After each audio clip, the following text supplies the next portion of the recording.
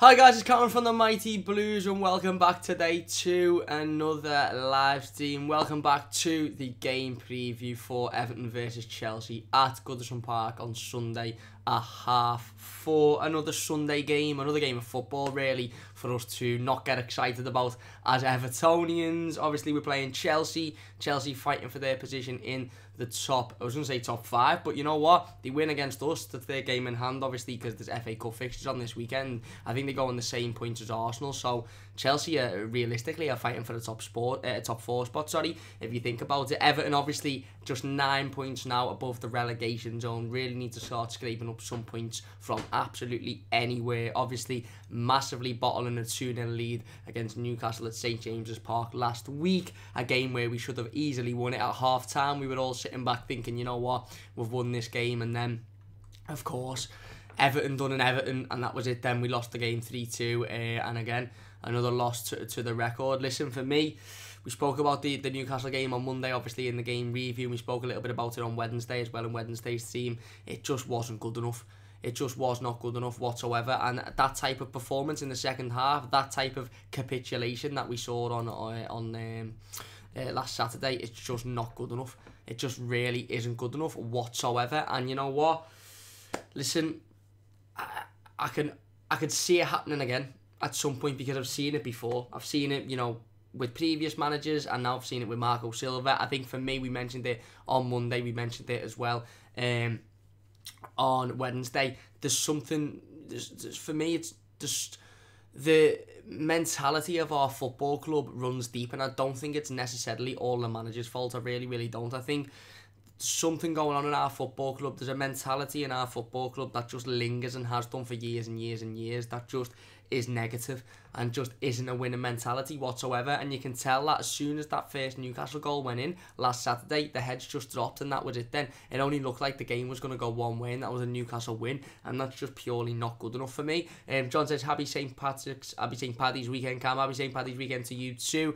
I hope you do have a fantastic time and don't get too drunk. Listen, when Everton inevitably be beaten by Chelsea, I'll be getting absolutely bladdered, so no, I'm only messing. Got to stay positive, got to keep the vibes up. Like I said, listen, we need to start winning games, we need to start getting points on the board, because our form is relegation form. It really is, and it's the type of form that if we continue to lose games in the way we're losing games, and if we continue to not get points, we are going to be in a serious battle. I don't think we'll get relegated. I've said it before and I'll say it again. I don't. I think we're, you know, there's teams. I don't necessarily think we're much better than the other teams that are in the fight, but I just think there's teams below us that are in a much worse position. Should I say the likes of the Fulhams, Huddersfields, that are looking like they're possibly going to go down, nailed on already, and then you've got other teams that I think, are ahead of us in that, in that sort of pot for going into the Championship for next season. However, that doesn't mean that we're absolutely immune from it. That doesn't mean that there's no chance whatsoever that we'll go down. That's just my opinion and me saying I don't think we will.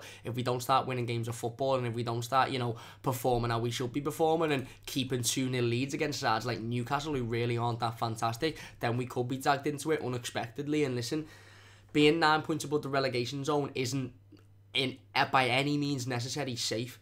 And when you've got teams like Burnley who are picking up points, when you've got teams like Southampton who under a new manager are playing well, when you've got sides like Bournemouth who are literally beating Chelsea 4-0 the other week, you've got the sides in and around us that are gaining points, and it really only seems like Everton at the minute aren't gaining points. And like I said, the game last Saturday was just an absolute joke for me. It was unacceptable from the moment we come out for the second half to the final whistle. It was just an absolute joke, and we can't realistically, we can't afford for that to happen again. Against Chelsea, it's going to be a tough game. Like I said, they'll be fighting for their European spot, but they're in a different but similar situation to Everton. Some of their fans are starting to turn on the manager. They're saying it's not good enough. They're saying, his tactics aren't good enough. They're not good enough for Chelsea. They should be fighting for the title. And some of our fans are turning on Marco Silva and saying, this isn't good enough. And don't get me wrong, I don't think it is good enough. And when you look at it, realistically, and you take a second to look at the table, and you think 9 points ahead of the relegation zone, only 9 points, and we're in March, is absolutely disgraceful. It's one of the worst seasons I've seen from an Everton side in my whole life. Now, some of you might think, well, you must want Marco Silva to leave then, and I just don't know whether it's all Marco Silva's fault. I know I'm not saying that he's immune from blame, and I'm not saying that you can't blame him for, you know, some of the losses, because you absolutely can. But I think there's other elements of it that, you know, we need to start looking at as well. I think if Marco Silva isn't the right man, and I'm not saying he is, I'm not saying he's not, but let's say he's not, for example, and he has to leave the club because he's not the man to take us forward, that's now the fourth manager that Farhad Moshiri and Bill Kenwright have employed to take us forward to that next step. You know, we're literally going back 4 years ago, or 3 years ago, 4 years ago, whenever it was, when Roberto Martinez first came in as manager. The first thing Bill Kenwright said when he sat down next to Roberto Martinez is, Roberto's told me the first thing he's going to do is get us in the Champions League. So they were the club's ambitions from that point, and we've employed 3 other managers since Roberto Martinez on a full-term basis, and they've all, well, okay, disregarding Silva, the others have failed, including Martinez. So you have to ask the question of, well, who's employing these managers? Because they're not employing the right managers, very clearly, to go with the club's expectations. You'd have to look at, you know, other elements, of course, as well, the coaching staff. Why can't, you know, the defenders defend the ball? Why is Michael Keane 1 week having a fantastic game and the next week having an absolutely shocking game? What's going on there? What's with the inconsistency? And for me, the inconsistency is what's killed us this season, and it's what's killed me as a fan, just being a little bit, we play again, we play Chelsea, if we win, we win. I know we'll end up losing a game against, you know, a bottom half team after the international break, so it's one of them, and that's because I don't know what to expect anymore. I literally don't know whether to expect Everton to come out and fight and, you know, show passion, show heart like we did in the derby, you know, go out and blow a team away like we did against Cardiff and show we're much the better team, or go out and, you know, absolutely capitulate and be beaten by a team that we shouldn't be beaten by. I just don't know anymore. Chelsea, you know, for me, Chelsea is the side out of the top 6 side that I think we can beat. I think the others are much better than us at the minute, and I think, personally, I think they're on another level.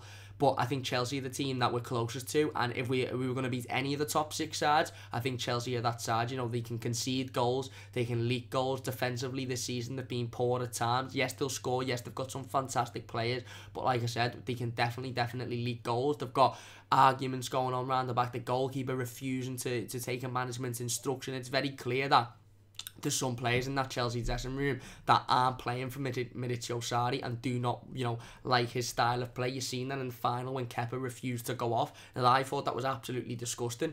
Now what you're seeing there is one side of the scenario, one side of the table, where you've got players that very clearly don't agree with the manager's style of play or plan or whatever, because they're showing it on the pitch publicly, and you've got the other side, which I worry that we're sitting in, is that the players don't agree with, but, you know, they'll put a fake smile on in training for a quick picture, or they'll say in an interview afterwards, oh, well, we know the fans deserve more and we're playing for that. We'll play for it then, eh? Let's see it on the pitch. Let's see a little bit of fight. Let's see a little bit of class. Let's see taking your chances. I'm sick, and I'm not going to give any examples because there's players that do it, but I'm sick of us, you know, performing like we did in the second half against Newcastle, coming away from a game that we were comfortably 2-0 up at half time, you know, breezing past Newcastle. It looked to be, you know, another really good win away from home, to losing that game and players coming out and going, we know that's not good enough for the fans, we will try our best. Try your best then, eh? Because half the time it doesn't seem like you're trying your best, and we're going to need to try our best on Sunday, because Chelsea are a decent team, they're a beatable team, and they're a team that I can see us getting something against, because realistically we need to get something against them. There's no choice. Marco Silva doesn't have a choice. These 11 players don't have a choice. They have to get something out of Sunday, whether it's a win or whether it's a draw. We need to get points on the board, because forget about Europe, it's out the question for me. Although I don't think we're going to get relegated, that's where we're sitting at the minute. That's where we're sitting, and we need to get points on the board. And I don't want these players to go, well, we're not going to get relegated, we're not going to get Europe, so we'll just walk around, we'll just, you know, waltz around the pitch. Listen, there's been shocks in football before. Leicester won the Premier League with a striker that was, you know, was playing in the 18th division of English football 3 years before. Comes to Leicester, absolutely tears it up, and ends up winning the Premier League, scoring all sorts of goals in Jamie Vardy. Stranger things have happened in football before, and it would not surprise me if we seriously get dragged into this battle. And I know, you know, there's an argument that we're in it now, but 9 points ahead of it, obviously, well, not obviously, but in my opinion, you know, a better team than at least 5 of the teams that are in and around that position as well. Doesn't matter for me. We could still be dragged into it. Teams like your Southamptons, teams like your Burnleys, teams like your Cardiffs, they'll pick up points. And we need to start picking up points. You know, this is a massive game on Sunday. It's a massive game. We're not playing for anything. We're not playing for anything other than pride and to build points on the board. Because at the end of the day, forget about Europe. We ain't getting it.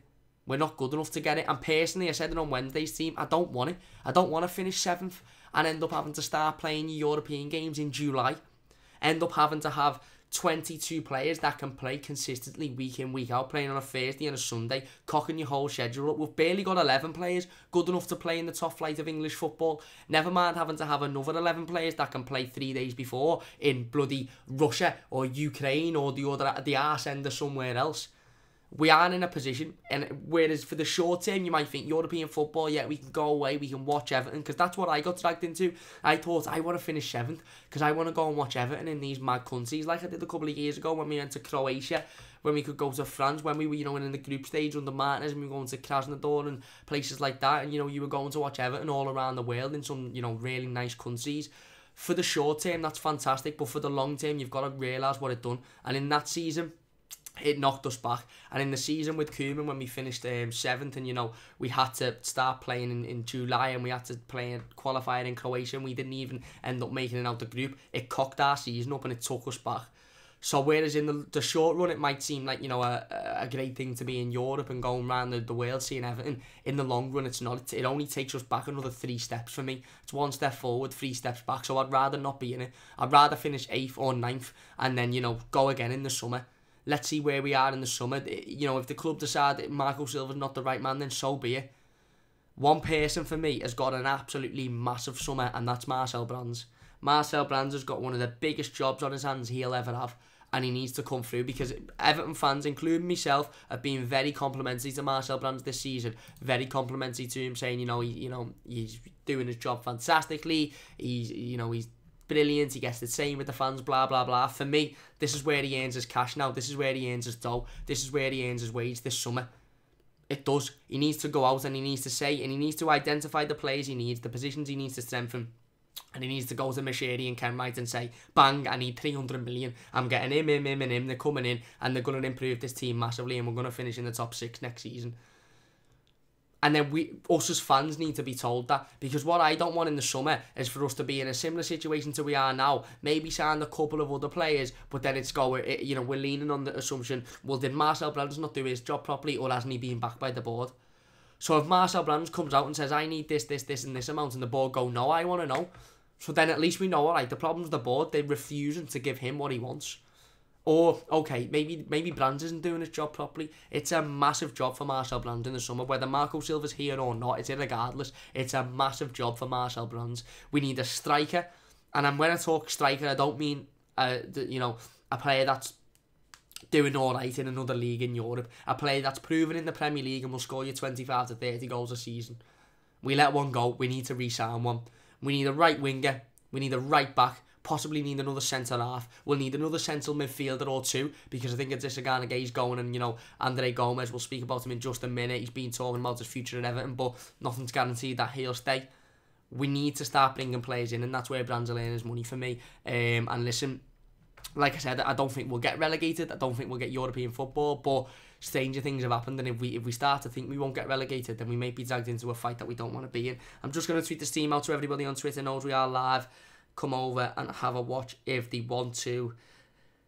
It's a massive game on Sunday. Listen, like I said, Chelsea are a team that can be beaten. We've seen that. Bournemouth absolutely thrashed them 4-0. City took them the cleaners, but they're a team that can score goals as well. We've just seen them. I think they beat Dynamo Kiev 6-0, 7-0 over 2 legs in the Europa League. Kiev, a team that absolutely battered us last time they played us in the Europa League. So, they're a team that can win games of football, but they're a team that can concede goals as well. And definitely a beatable team. And a team that we should, approach and say, you know what, we can beat you. We can beat you. Ashley says the weekend, everyone is Irish, lol. Let's get a win and points to move out of trouble. Yes, hopefully. And John says, Ashley, I am Irish. And Ashley says, same as myself, John. Very nice, couple of Irish fans in here. Your boy says November challenging for the top 6, March relegation battle. Exactly, and I was thinking about this done a oppositional preview on the Football Fan Chats YouTube channel. It is a football fan channel based around all sorts of football clubs, but they do Chelsea previews and reviews specifically. GM was kind enough to invite me to come over and do a little oppositional preview on their channel. He's also done one on our channel. It will go up about an hour after today's stream, so make sure you stick around, or you don't have to stick around, but make sure you come back about an hour after and you'll see the oppositional preview for the game on Sunday. But I was speaking about the game, and the more I thought about it, the more I thought, how mad is it that when this fixture was at Stamford Bridge in, you know, November time, we come out the wrong end of it. It was a draw, wasn't it? It was 0-0, but, you know, we were expecting to go in and hopefully get a 3 points. I think at the end of the game, some Evertonians were disappointed that we didn't come out with the 3 points.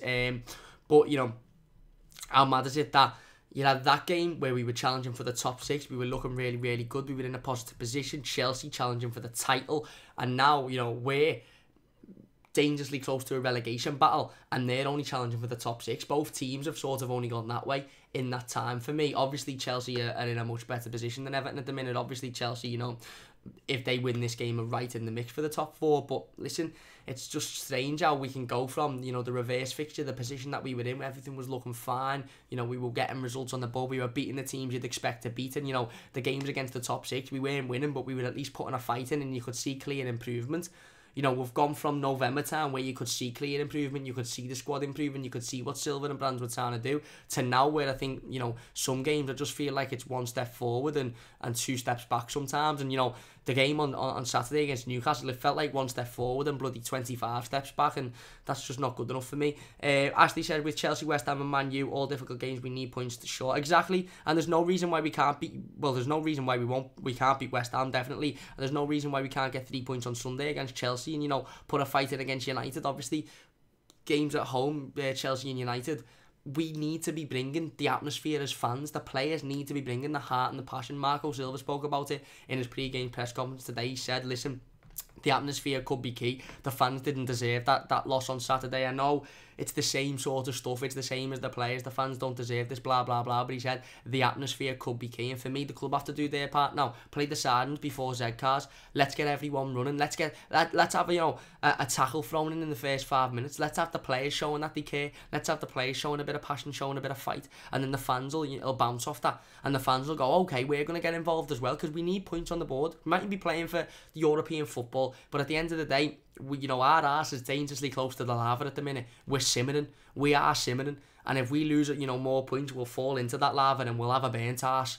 And we do not want to be in that position. So we need to start getting points on the board. And for me, it's a winnable game. They're a good team, Chelsea, but it's a winnable game. So we need to make sure we go at them with everything that we've got. David says, Chelsea, West Ham, Arsenal, Man United, Spurs. If we get nothing from those 5, we at best end up with 46 points, 3 less than last season. Exactly, and that's just not good enough at all. Matthew says, why can't we go balls to the wall and sign a world-class talent, even if it means paying over the odds? The turnover of players is embarrassing. PS, I hate Chelsea and their fans are horrible. Exactly, and that's what Brand's, that's part of Brand's job. You know, in the summer, there's no harm in trying.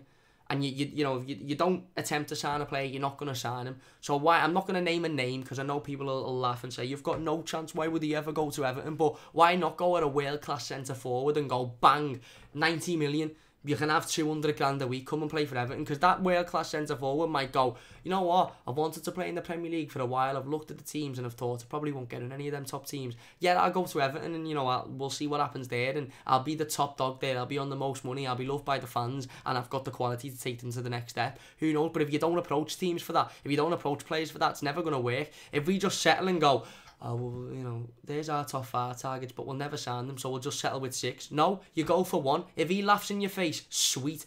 Say it's for your time, mate, you go for 2. If he laughs in your face, sweet, you go for 3. If he's considering it, you'd up your offer, then you go down. You don't start at 6 because you'd assume that those players above aren't going to take the offer. That's part of Marcel Brands' job for me in the summer. We need to be going for the very, very best. If they don't come, if they laugh in our face, sound, what have we lost? We haven't lost anything by going for the best players. Might lose a bit of banter to the football clubs that go, wait, they didn't want to go to you. Sweet, yeah, but we've gone for them, haven't we? We've gone for them. Do you know what I mean? One of them might turn around, you know, surprisingly, and go, actually, you know what? Yeah, go ahead, I'll go to Everton. So we need to be in the race to sign these players, and I think we need to, like I said, we need to be putting offers in and not be worried about where we are and whether players are too good to play for Everton. We need to just be throwing offers in and saying, listen, there's an offer there. If you want to come. If you don't, cheers. But, you know, consider it. David says, if we lose our next 3, Ashley, I'd be buying more Andrex. Ashley says, I think we all will, David. Yeah, I definitely will. Josh says, score predictions. I'm going to go for the 2-2 draw. Even though I don't usually give score predictions, but there you go. Ashley says, take 1-1. I'd take 1-1 at the minute as well. We need points on the board, whether it's a draw or a loss. David says, Onyekuru coming in, so right wing sorted. We're going to need a mid to replace Garner, a striker and a right back. Money. Exactly. And in terms of Onyekuru, obviously, he'll be coming in. Really excited to see him. Obviously, we've had him for a couple of years now due to work permit issues. He hasn't been able to play in the Premier League. Listen, I don't think we know what he's going to offer yet. In the Premier League, he's been fantastic in the leagues he's played in Europe, and he's been fantastic in the Champions League as well. So I think there's no doubt about it. The kid's got talent, and he could definitely improve our squad. Probably will definitely improve our squad, but we'll have to see what happens with that one. Football Fan says, cheers for the files, man. Just being editing it. Hope you're well. Thank you very much. I hope you are well as well. I'm not doing too bad today. Ashley says, but win could set us up for the Hammers. Yeah, it could. And at the end of the day, you know, like I said, Chelsea are a top side. There's no excuse to not give it 100%, but if their class ends up beating us at the end of the day, if Hazard scores a worldie, if Pedro scores a worldie, it is what it is. For me, against West Ham, we're better than them, and we're a better and bigger club than them, and we should be beating them. There's no excuse for that. David says, Hazard hasn't scored a Goodison yet, so it's written that he'll score in his last Goodison appearance before he goes to Madrid. Well, might be his last Goodison appearance when we win the league in a couple of years and we're playing Madrid in the Champions League semi-final. No, I'm only messing. Yeah, you know, titles are there, records are there to be broken, and they're often broken against Everton. Ashley says, shush David, lol. And David says, Timo Werner saying it for months, go for him. Let's put a bid in. I personally, as me as an Evertonian, I don't think Timo Werner will come to Everton, but I would be massively disappointed if Marcel Brands come out in an interview if asked about Timo Werner and said, well, I don't think he'd come to Everton, so I didn't bother. Go for him. 60 million to Leipzig. There you go. 60 million. Timo Werner, 200 grand a week, much more than what he's going to be on now. Come the Prem, not much pressure on you. You'll be the big boy, you'll be on the most money, and you're going to be in a team that are fighting to breach that top 6. There's not going to be pressure for you. Any striker that one of the top 6 sides sign now, they're going to be expecting the very best of the best, scoring all sorts of goals all season and getting them to that point where they win the league. Everton, we just want a striker that can take us to that next step. And I think Timo Werner could be that one, and if we sign him, I'll be absolutely over the moon. If you're enjoying this team so far, please do leave a like, and if you haven't already, please do subscribe. It massively helps me out a lot.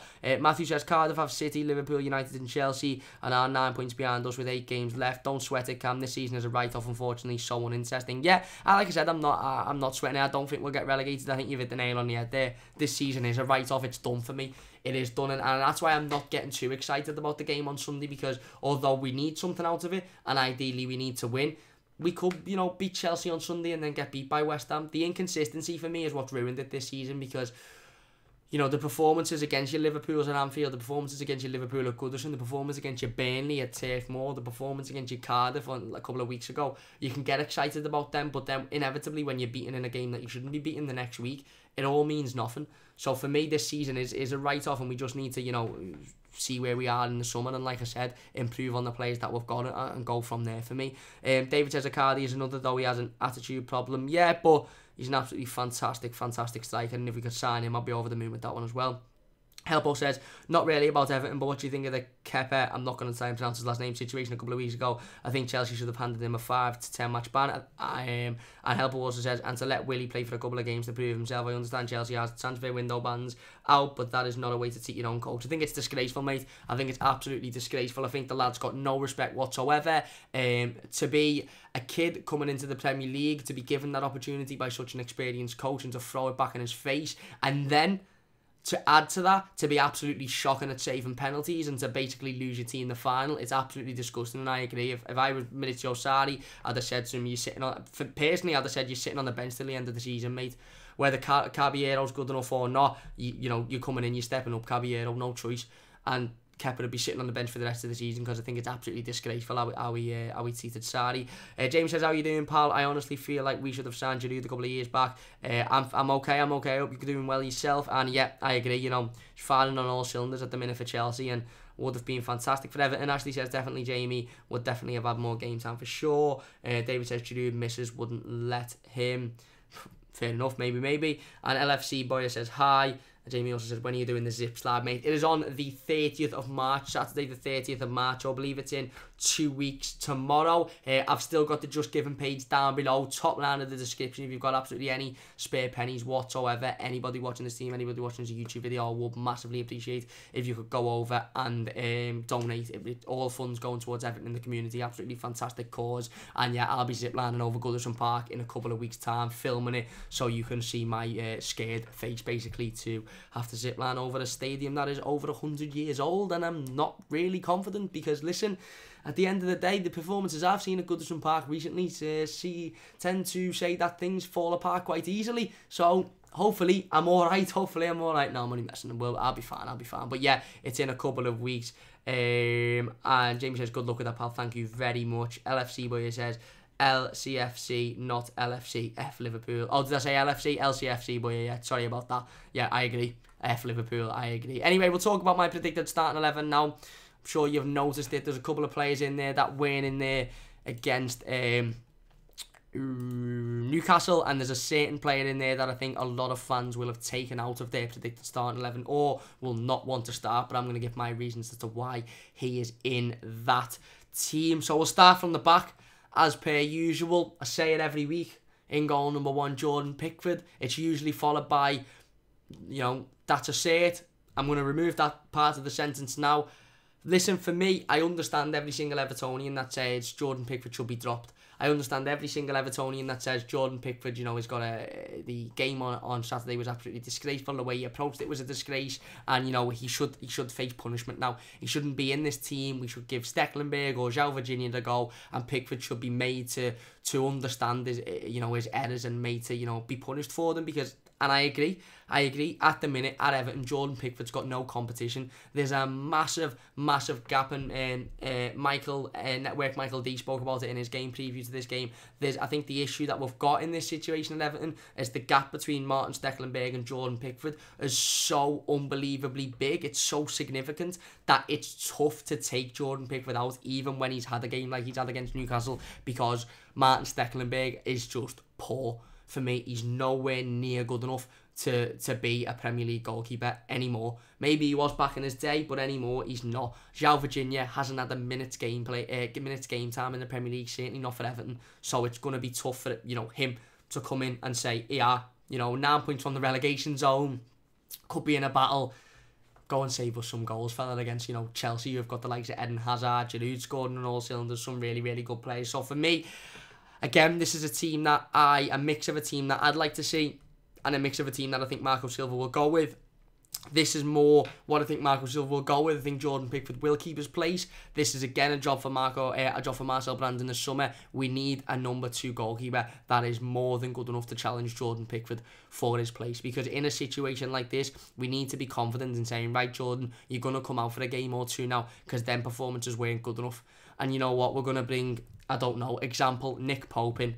We're going to bring Tom Eaton in. Just examples, but we're going to bring them in. And they're, more than good enough to play in the Premier League, so they're going to have a run of games now. But for me, I think it's quite clear that Martin Stecklenburg isn't good enough to play in the Premier League. Certainly not, in a situation that we're in at the moment where we can't afford to be, leaking goals. And João Virginia, for me, isn't proven. He isn't ready. Clearly he isn't ready, otherwise they've got more game time this season. He'd have played in the Cups instead of Martin Stecklenburg.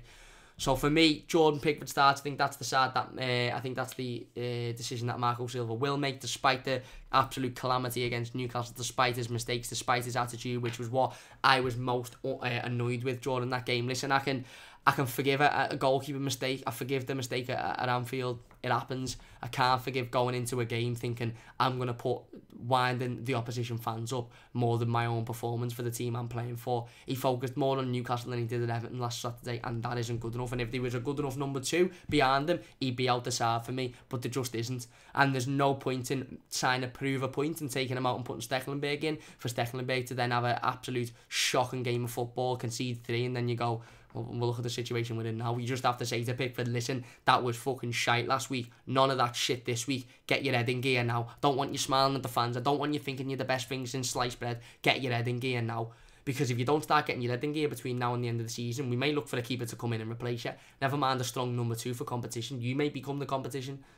But at the minute, I think, like I said, the gap between Stekelenburg and Pickford is so significant that, you know, it's tough to make that decision for Marco Silva, in my opinion. Defence back 4, I've gone with Luca Dean at left back, Yerry Mina and Michael Keane at centre half, and Seamus Coleman at right back. Dean, obviously self-explanatory. Leighton Baines may come in, but, you know, I can't see it myself. Luca Dean has been fantastic this season. Probably, for me, our best player.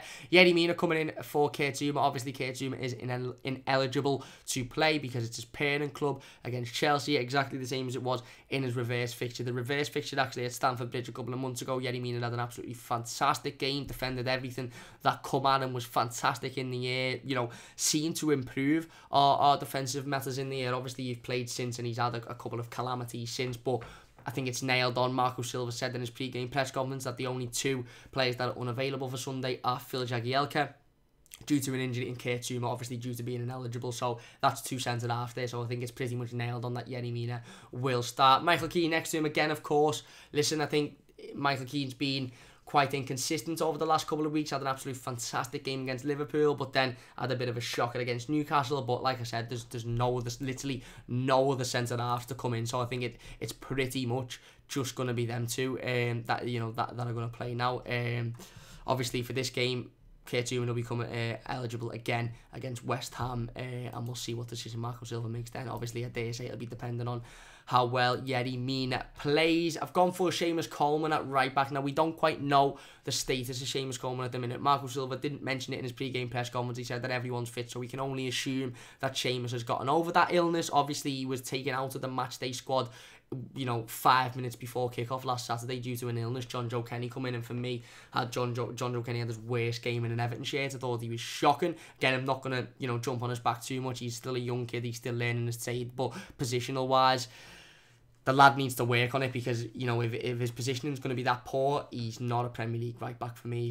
That's just not good enough. It really, really isn't. So Seamus Coleman comes in, providing he's fit. Obviously, he'd take the armband in that situation as well. I've gone for the midfield 3 of Andre Gomez. No, I haven't. I've changed Andre Gomez. I've gone for the midfield 3 of Morgan Schneiderlin, Adrissa Gueye and Gylfi Sigurdsson. Now, like I said there, Andre Gomez has been taken out for me. We'll speak about Andre Gomez in just a second, because he's been speaking about his future. I haven't taken him out because I think he had a particularly poor game against Newcastle. In fact, I think in that first half, he was bulldozing his way past players. He looked absolutely fantastic. I just think that Morgan Schneiderlin was probably harshly taken out of the squad and had played really, really well against Cardiff and had a good solid game in the derby as well. Both of them games, we kept a clean sheet in. He was taken out, you know, Andre Gomez was brought back in, and I think we lost a little bit of that composure in the midfield. We lost a little bit of that, you know, I don't know, something that Morgan Schneiderlin has given us in the last couple of weeks that has seemed to work next to Adrissa Gueye and behind Gylfi Sigurdsson. It seemed to work, and for me, listen, like I said, again, wouldn't be opposed to seeing Andre Gomez play. I don't think he was the worst player on the pitch last Saturday. I think he had an okay game. I think he done well. But for me, I would like to see Morgan Schneiderlin come back in, because I think he was harshly taken out the squad. I think he played well against Cardiff and Liverpool. And, you know, I think he played well against Chelsea as well. You know, his last couple of games, he seemed to have wanted to get the ball more. He seemed to have wanted to drive forward a little bit more. He's looking up for passes rather than just turning around and passing it back. And like I said, I think he probably deserves to come back in. Let me know your thoughts in the comment section down below on that one.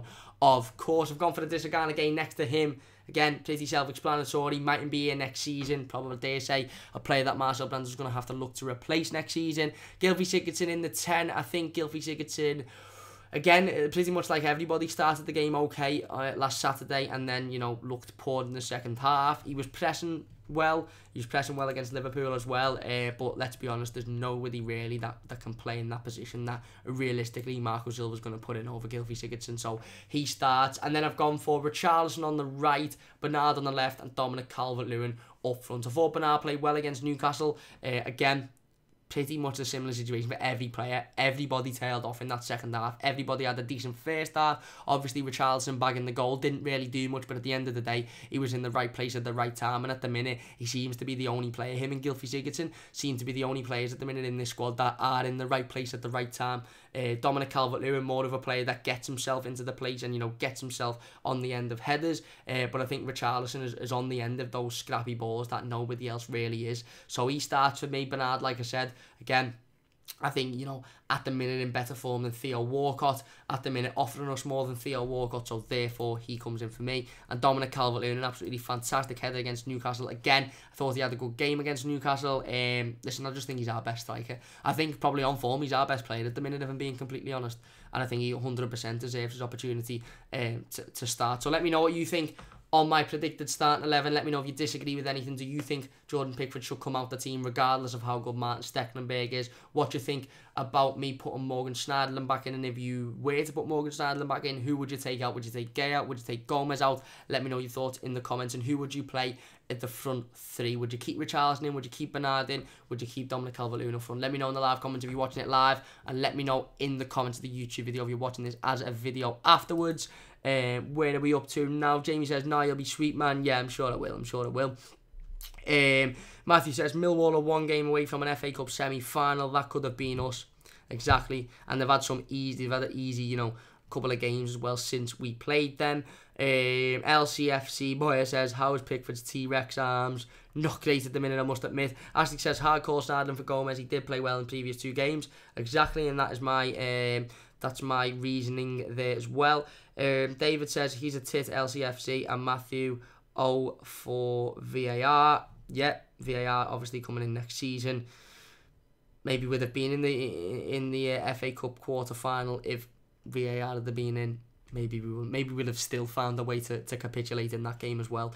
Where are we up to? LCFC says fans. LCFC Boyer says lol David. Jamie says Sergio Romero, someone please tell AFC to buy him. Man United's backup keeper, not a bad option. Certainly not a bad option for somebody to come in and give Jordan Pickford some competition. LCFC Boyer says, when we played Chelsea, we got stuck into them. They struggled with it. You guys should do the same. In my opinion, if you sit back, they will tear you apart with their brilliant players. Exactly, we do need to get stuck in with it. You know, we do need to fight, and we do need to show the passion and the urgency that, you know, we will need to get anything out of this game. David says, can we get Pickers in a Barney, the purple dinosaur outfit for our last home game? Can we petition for that? Yeah, that's what it's got. That'll be the most entertaining thing we've seen all season, being honest with you. Jamie says Marco Silva, I think, needs to trust Mina. Honestly, would love to see him getting a string of games in a row. Yeah, and if he has a good game against Chelsea, then there's absolutely no reason why he shouldn't get a string of games in a row. Ashley said, will Gomez and Schneiderlin work? Who knows? Who knows? David, what an analogy this is. Mina is like a porno, in, out. Shake it all about. He certainly is at the minute. And Jamie says Pickford, Dean, Mina, Keane, Coleman, Schneiderlin, hold mid, getting Gomez playing in front as a 2, Sigurdsson in a cam, and Richie and Tosson up front. Fair enough. Interesting to see if drop Calvert-Lewin there. Fair enough. Definitely a strong team. So I suppose we'll talk about the information on the right of me there. Of course, like we mentioned briefly just before, Marco Silva said that there's only 2 injuries, or 2 sort of players that will not be featured on Sunday. Phil Jagielka, who has suffered from an injury, and obviously Kurt Zouma, who isn't eligible to play. Apparently everybody now is fit other than those 2 players that can't play. So let me know your predicted starting 11s based on that fact. And then Andre Gomez as well. Really interesting to speak about him. Obviously, he's not in my predicted starting 11. He's been talking about his future at Everton Football Club. He's had an interview with Sky Sports in the last couple of days. I dare say it's for a segment before the game on Sunday or something like that. But basically, he's been speaking about his future. He said, I have to say that I am really happy here. I am enjoying playing for Everton and enjoying my life here, but I have to wait and see until the end of the season. And this brings me to a really interesting point. I was thinking about this earlier on in work, and I was thinking, listen, when Andre Gomez first broke into the team, I remember he made his debut against Crystal Palace in mid-October. Obviously, we signed him on deadline day. We had to wait some time to you know, see him play because of injuries and fitness issues and things like that. He broke into the team and he was absolutely fantastic. He was looking heads and shoulders better than any player on the pitch in an Everton shirt. He was dominating teams. He was fantastic against Palace. Obviously, the games against the top sides as well, absolutely brilliant. He ran the show at Anfield. Should have scored a very clear header, but he absolutely ran the game. He was fantastic. And it brings me to a question. At that point in time, when he was playing so well, you know, there was Evertonians, including myself, that were saying, listen, let's just give Barcelona whatever they want for him. Throw any amount of money at him. Let's just give them what they want and be done with it. Make him a permanent. Do anything, brands. Fly to Barcelona. Buy them a stake. Give them 100 grand. Give them 100 million. Anything. Let's make him an Everton player. Do anything. Obviously, since that Merseyside derby at Anfield, we've started to see a couple of performances from Andre Gomes that haven't been good enough, have been a little bit lackadaisical. He started to look like he's just, you know, some of the times getting away with murder, in my opinion, just walking around the pitch. Don't get me wrong, technically, whenever he's got the ball, he's kept that consistent level of, you know, being good on the ball and not necessarily giving it away an awful lot. But in terms of his work rate and running around, he's in a couple of games I've seen him being a little bit sluggish and not doing enough for me. Now, it brings me to the question, and I'm asking everybody in the live comments, and obviously, of course, people watching as a YouTube video afterwards. How much would you be prepared to sign Andre Gomes for in the summer? How much maximum would you be willing to pay Barcelona? 20 million, 25, 30, 50? Are you still at a point where you say anything? You still think he's head and shoulders better than any player that we've got, so we should give them anything? Where do you stand with that? Where do we stand as that as a fan base? For me, listen, I was thinking about it and I thought, you know what?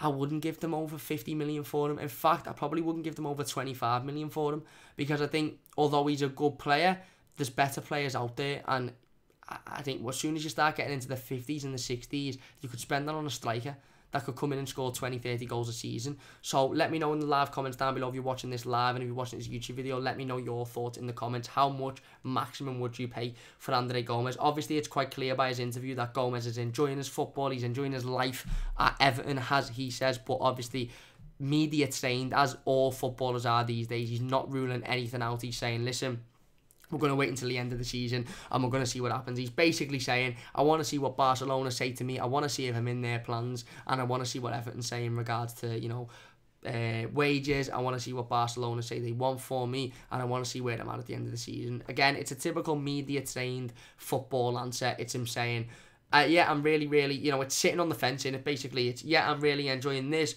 but we'll have to see what happens. He's not saying, yeah, I'm loving football here, I don't want to go back to Barcelona, and he's not saying, I fucking can't wait to get out of this shithole. He's saying, yeah, I'm liking football, but we'll have to see what happens. So at the end of the day, we can't make an assumption based on that as to whether he'll be here the next season or not. All as we have to take is that very literal to the words. He is enjoying playing for Everton, he's enjoying his football, and he's liking it here.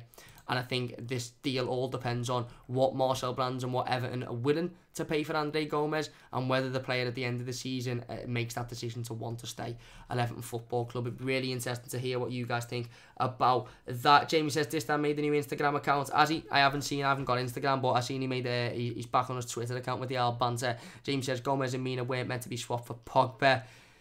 Yeah. Jamie says 30 million max. Ashley says 35 million. Start with that. David says 20 to 25 million. Schneidlin or Gomes. Good question. Matthew says we should try to hoover up the best talents in the Premier League outside the top six, e.g. Tom Heaton, Wan-Bissaka, Harry Maguire, Wilf Zaha, David Brooks, Ruben Neves, Matt Doherty, even Rondon.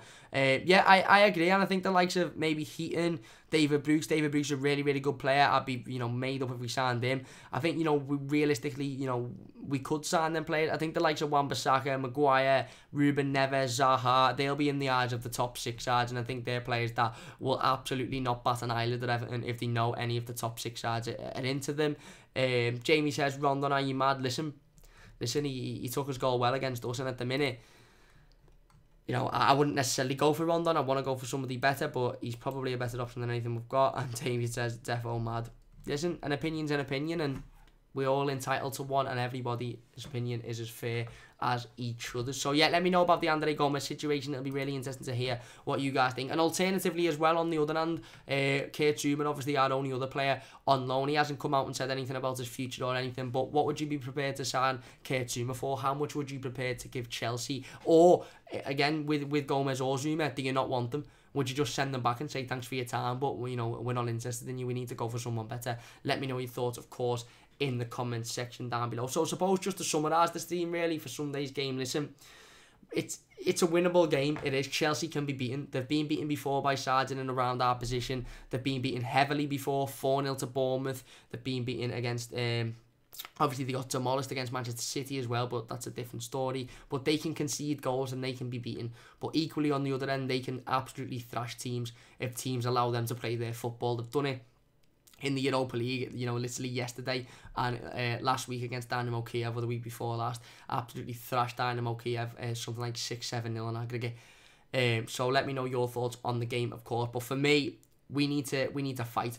We need to show passion. And Marco Silva also said in his pre-game press conference today, it's the title of this team. The atmosphere could be key on Sunday. And for me, we have to do our part as fans to try and, you know, push this hard on. But the club need to do their part. Now, let's hear the silence again.